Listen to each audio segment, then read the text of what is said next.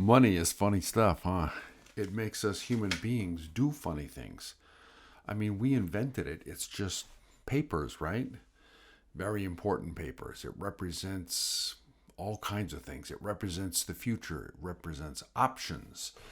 It represents things I can, pleasurable experiences I can repeat. It represents being able to keep myself away from unpleasant things as well. So we're in this lifelong relationship with money, and so it's better just to talk about it than to pretend it doesn't exist or that we shouldn't, that it isn't part of our lives. Well, the Proverbs say in the Bible, Lord, don't let me be too rich or too poor. Because either way, if I'm too rich or if I'm too poor, I might think that money can solve my problems. If I have too much money, I have to keep everybody else out of my stash, right? I mean, it's a problem. How do you do that? And if I have too little, I might want to look at somebody else's stash because I don't have enough in my own. If I have too much, I might think that I'm God. And if I have too little, I might think God has forgotten me. So are we all supposed to be just stuck in the middle? Is that what the Bible's telling us? Not at all. Jesus comes along and he gives us gifts. And one of the gifts he gives us is he helps us to deal with whatever we have or don't have. And it turns out he wants to reach everybody. He wants to reach people who have a big stash, and he wants to reach people that have no stash at all.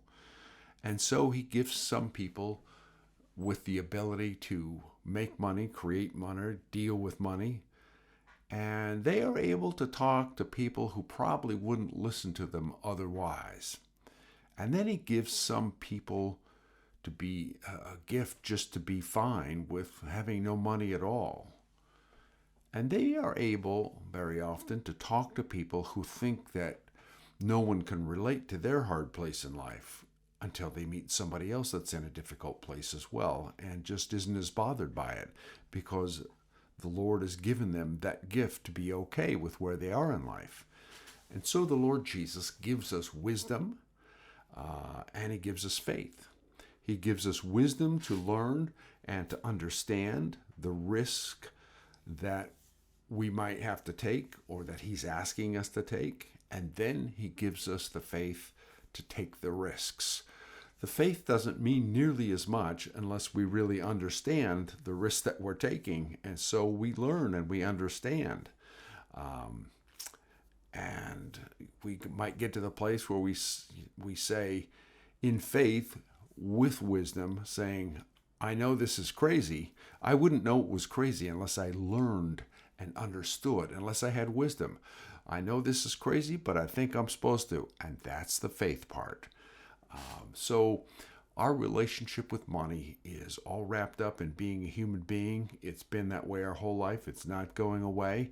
And so it's part of the biblical discussion. It's a big part of the biblical discussion because it's all about what we're like inside, how we're woven together.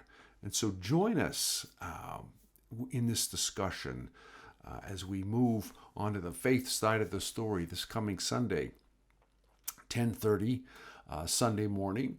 And we're going to be worshiping together, all of us, and learning together, praising God together, and having a great time. So we wish you'd join us at the Woodstock Evangelical Covenant Church, and we'll plan to see you there.